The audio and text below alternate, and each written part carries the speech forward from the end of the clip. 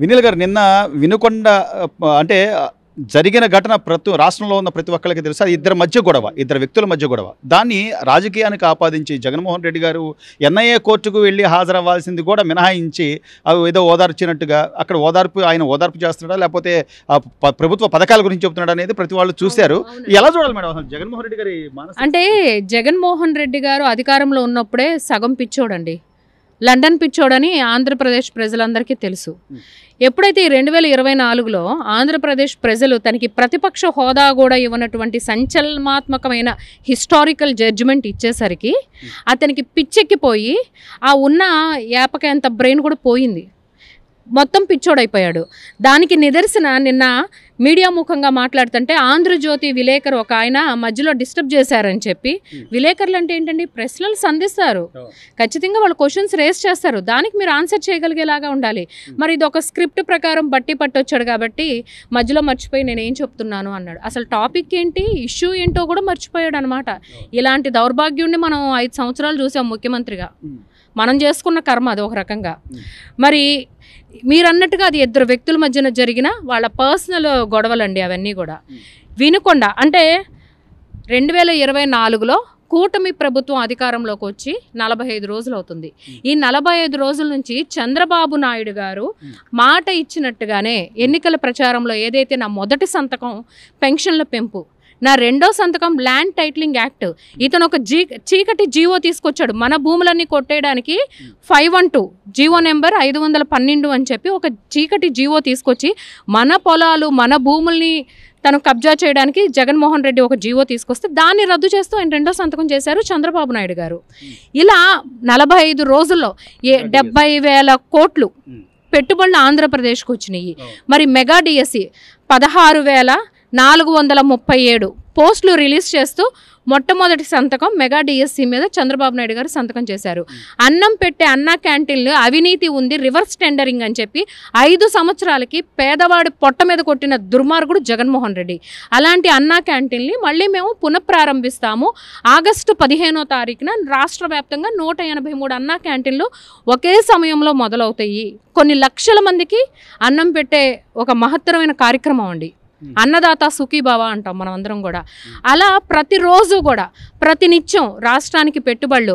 మరి అమరావతి చూసుకుంటే 25,000 కోట్లు ఓఆర్ఆర్ శాంక్షన్ చేసింది కేంద్ర ప్రభుత్వం. పోలవరానికి జగన్మోహన్ రెడ్డి నిర్లక్ష్యం వల్ల 10,000 కోట్లు అదనపు భారం పడితే దాన్ని కూడా మేము ఇస్తామని చెప్పి కేంద్ర ప్రభుత్వం ఆమోదం తెలియజేసింది.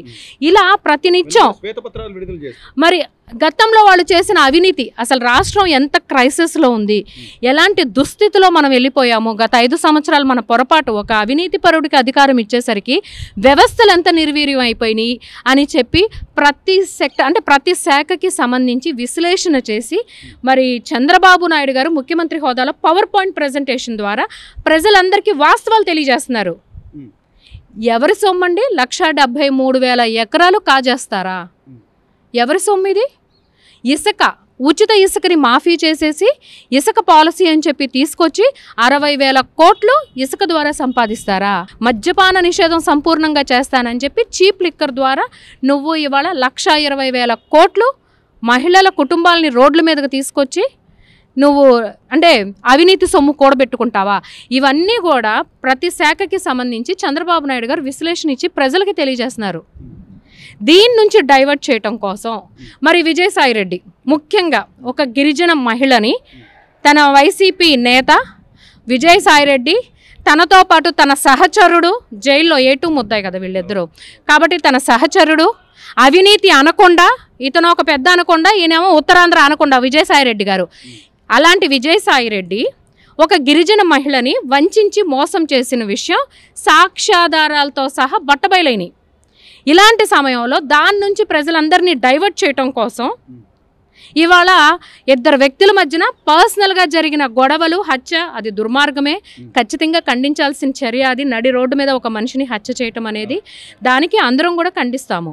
కానీ ఇవాళ వాళ్ళ పర్సనల్ గొడవల్ని తీసుకొచ్చి రాజకీయ రంగు పులుతున్నాడు జగన్మోహన్ రెడ్డి.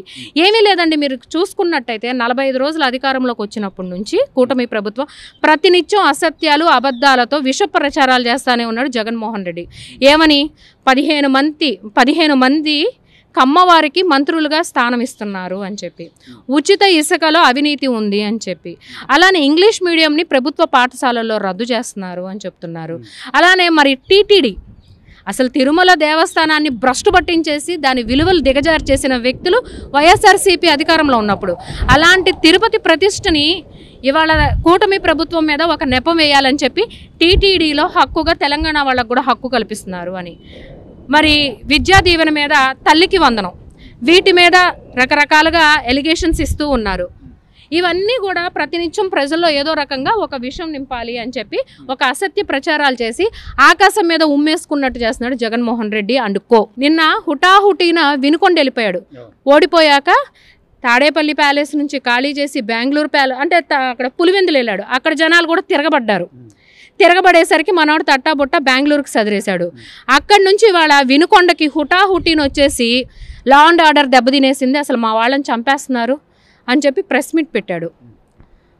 ఇక్కడ వాస్తవం చూసుకుంటే ఎన్ఐఏ కేసులో కోడికత్తి డ్రామా అని చెప్పి వాళ్ళ కోడికత్తి శ్రీను, ఆ అబ్బాయి పేరే అది వచ్చేసింది, ఆ శ్రీనుని 5 సంవత్సరాలు జైల్లో మగ్గపెట్టేసి తన భవిష్యత్తు పాడు చేసేసి ఇవాళ వాళ్ళ తల్లి దాదాపు ఆమరణ నిరాహార దీక్ష చేస్తే కానీ బెయిల్ కూడా రాని పరిస్థితిలో అబ్బాయికి బెయిల్ వస్తే, ఇప్పుడు కూడా జగన్మోహన్ రెడ్డి అధికారంలో ఉన్నప్పుడు ఏం చెప్పేవాడు, ఎప్పుడు కోర్టు వాయిదాకి రమ్మన్నా కూడా నేను ఈ పథకానికి బటన్ నొక్కాలి, ఆ పథకానికి బటన్ నొక్కాలి అనేవాడు. ఈ భద్రతా సమస్యలు ఉన్నాయి, నేను వస్తే ట్రాఫిక్ ఇబ్బంది అవుతుంది అని చెప్పి. మరి ఇవాళ కూడా నీకు ప్రతిపక్ష హోదా లేదు, నీకు ఇచ్చింది కేవలం సాధారణ వైసీపీ ఎమ్మెల్యే, పులివెందులో ఎమ్మెల్యే నువ్వు, అంతవరకే కదా. మరి ఇప్పుడు కూడా నువ్వు ఎన్ఐఏ కేసులో నిజంగానే నీ మీద హత్యా ప్రయత్నాలు చేస్తుంటే నువ్వు వెళ్ళు మాట్లాడు. అది ఎగ్గొట్టడం కోసం, కోర్టును తప్పుదావ పట్టించడం కోసం ఇవాళ అక్కడికి హాజరవ్వకుండా వినుకొండ వెళ్ళాడు పరామర్శ అని చెప్పి. లా అండ్ ఆర్డరు నేను ఢిల్లీలో ప్రధానమంత్రి గారికి 3 పేజీల లెటర్ రాశాడు మనోడు. నీ చిట్టా రాయాలంటే 5 సంవత్సరాలు నీ పాపాల చిట్టా. మనం ఈ రోజంతా మాట్లాడుకున్నా కూడా సరిపోదండి. ఈ మీడియాలో ఏం చెప్తున్నాడు, లా అండ్ ఆర్డర్ దెబ్బతిందంట. జగన్మోహన్ రెడ్డి నువ్వు అధికారంలో ఉన్నప్పుడు వ్యవస్థలన్నింటినీ నిర్వీర్యం చేసేసావు. కేవలం పోలీస్ వ్యవస్థ అనేసరికి to the YCP, for the YCP, by the YCP లాగా పనిచేసినాయి. సామాన్యుడికి వ్యవస్థలు ఎక్కడా కూడా అందుబాటులో లేవండి. ప్రజల కోసం, ప్రజల కొరకై ఎక్కడా కూడా వ్యవస్థలు పనిచేయలా. అతను అధికారంలో ఉన్నప్పుడు బీసీలు అని చెప్తున్నాడు. బ్యాక్ బోన్ కింద నేను వాళ్ళని ప్రకటిస్తున్నాను అని చెప్పి ఎలక్షన్ మీటింగ్లో మాట్లాడాడు.